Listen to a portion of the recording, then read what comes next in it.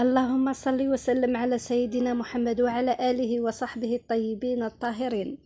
السلام عليكم ومرحبا بكم كامل في قناة نسيم الروح للطبخ والحلويات، وإن شاء الله يلاقيكم هذا الفيديو في أحسن الأحوال. واليوم بإذن الله رايحين نديروا مع بعض وصفة بمناسبة عيد الأضحى المبارك، هي حلوى تقليدية جزائرية. الوصفة هذه بزاف سهلة وبنينة، اللي هي حلوة بساط الريح. اللي حابة تعرف طريقة التحضير نقولها تبعي معايا الفيديو للأخير وفرجة ممتعة للجميع.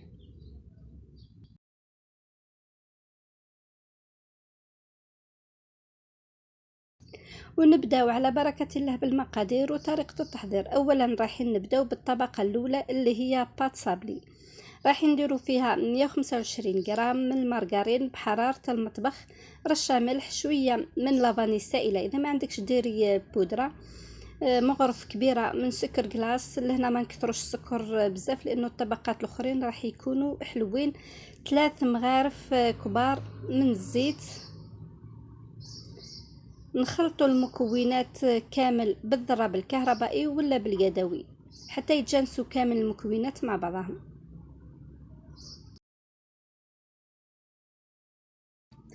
وكما راكم تشوفوا لهنا هذا هو الخليط اللي تحصلت عليه. لنا درت نص مغرف صغيره من البيكربونات، اذا ما عندكش ديري نص مغرف صغيره من خميره الحلوى، واللم بالفارينه. لهنا تلميها بيدك ولا بالسباتول كما بغيتي حتى نتحصلوا على عجينه تكون شويه طريه، ما نشيحوش العجينه نتاعنا بزاف. نبقى نضيف الفارينه بالشويه واللم. هذا هو القوام تاع العجين اللي تحصلت عليه، يكون طري وما يتلصقش في نفس الوقت في اليدين. كما كنتوا تشوفوا بعد ما لميت العجينه تاعي لهنا رحت بسطتها في البلان تاعي اللي هو 30 على 25 سنتيم. هذا هي المكونات اللي هزت لي في البلا هذا. لهنا نحاول نريقلها ولا نريقل السطح نتاعها بالطريقه هذه. انت تقدري تستعملي كيس بلاستيكي ولا بابي الومنيوم، المهم نسويو السطح نتاعها.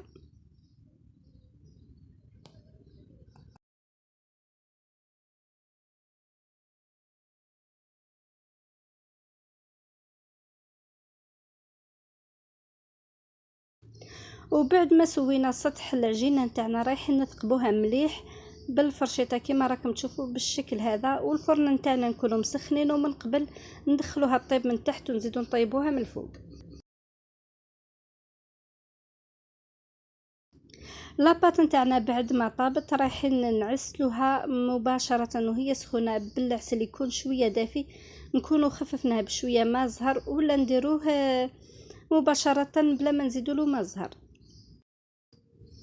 ولهنا كما راكم تشوفوا بعد ما عسلنا الطبقه الاولى نتاعنا لازم نخليوها ترتاح مده ساعه.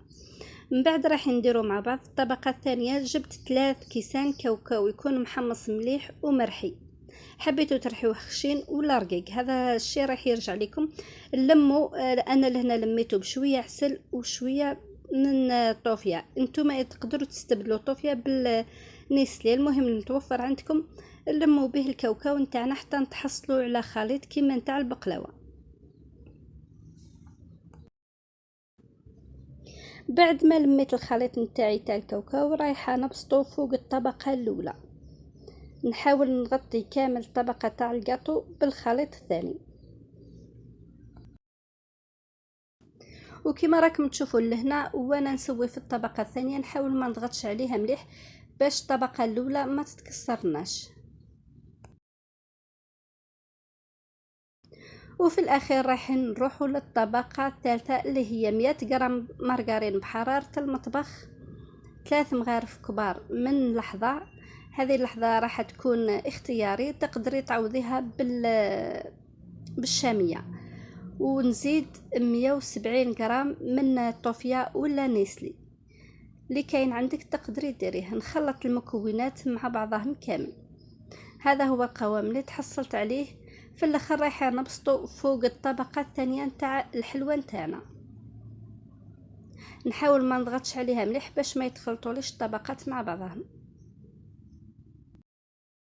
وكما راكم تشوفوا لهنا راني نمشي في الطبقه الثالثه ولا الكريمه نتاعنا غير بشويه، انما الفيديو راني مسرعه فيه هكذا باش ما تتخلطناش الكاوكاو مع الكريمه. وبالنسبه للتزيين اكيد راح يرجع لكم. انا لهنا بقات لي شويه من كريمه الطوفيه، درت خطوط عشوائيه.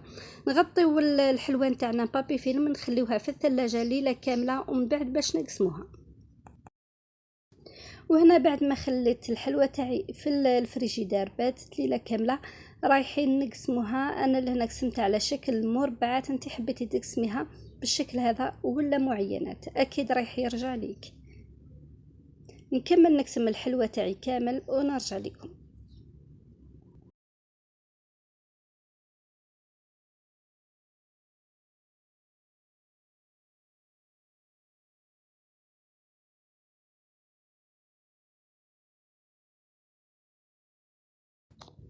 هذه هي الحلوه تاعنا اللي كنا حضرناها كيف كيف، اللي هي بساط الريح.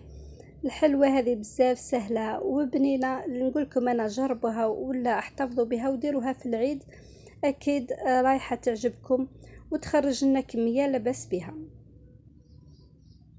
درك نقسم معكم حبه وتشوفوها كيفاه جاتنا من داخل. حلوه جاتنا بزاف طريه وهشيشه.